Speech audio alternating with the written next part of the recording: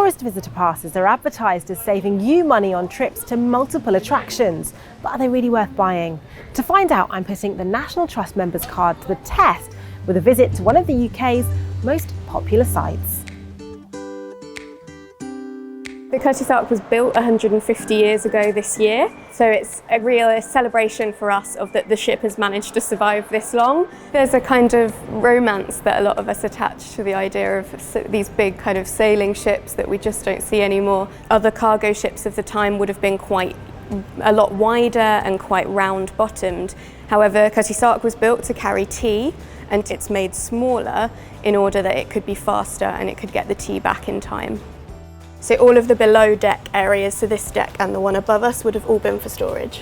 And this is where the money was made? This is where the money is.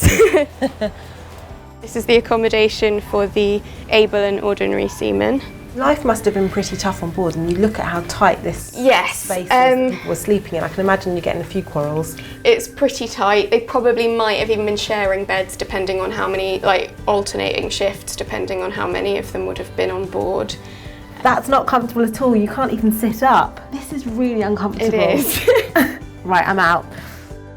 So this is the captain and the sort of senior officer's accommodation. This is his bedroom.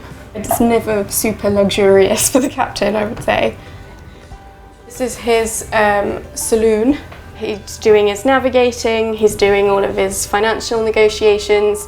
On a ship like this, he would also be expected to lead religious services, and he's the doctor on board. These ships were just kept to the bare minimum, like what do we need to run the ship? And that's it. With so much to see and do, it's no surprise Curtis Ark is such a hit. But you do have to pay to get in. An adult ticket will set you back £15 on the door, though National Trust card holders get 50% off. The membership scheme claims to save you time and money, with free access to hundreds of sites for £72 a year, as well as discount entry to a number of independent attractions like this. But is it worth buying?